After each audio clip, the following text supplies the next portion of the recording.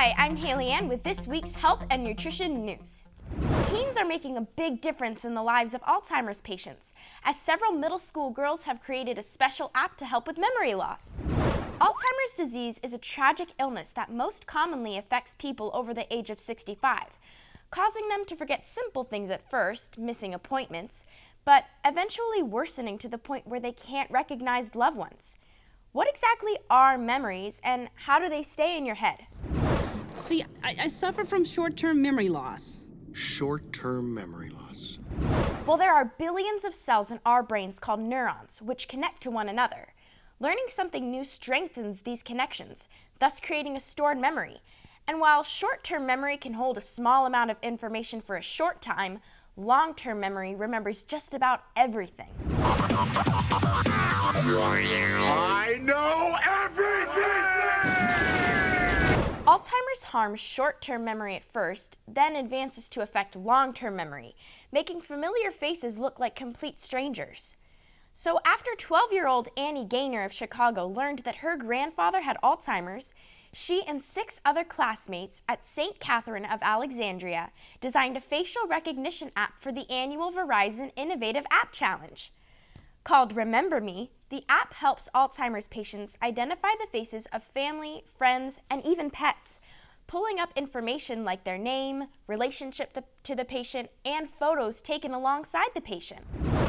The app didn't quite win the national prize, but the invention did win Best in State and Best in Region, and the team won a $5,000 cash prize for their school. Maggie, a 14-year-old girl who was born deaf, was able to hear her father's voice for the first time ever, thanks to a brainstem implant. Our ears are made up of 3 sections, starting with the sound-collecting outer ear that also includes the ear canal where wax is produced. The middle ear is where sound waves are turned into vibrations that are delivered to the inner ear, and to do this, it uses the eardrum, which has a thin piece of skin stretched tight like a drum.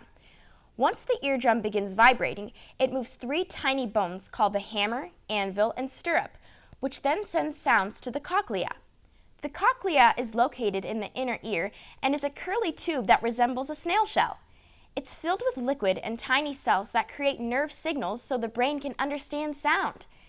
Maggie was born without cochleas, which is why surgeons fitted her with an electronic device called an auditory brainstem implant, stimulating brain cells directly to create a sense of sound.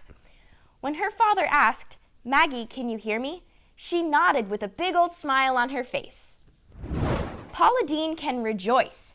If you've heard that cholesterol-filled foods like butter and egg yolks clog your arteries, think again, because the official 2015 guidelines for healthy eating are downplaying the effects of cholesterol in food.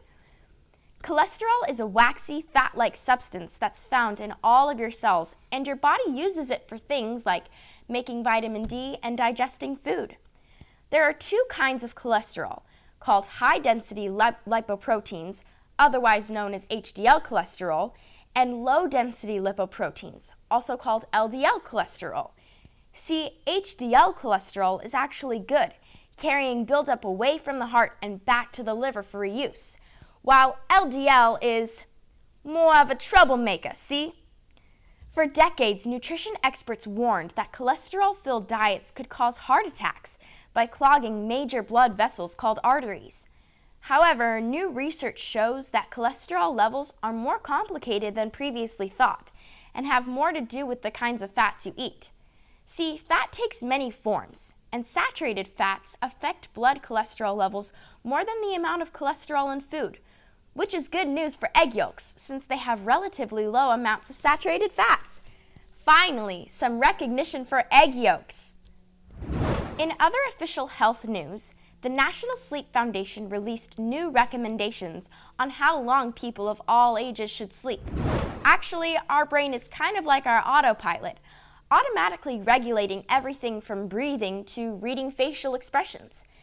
As the day passes, however, different toxins build up and essentially make it difficult for brain cells to communicate with each other.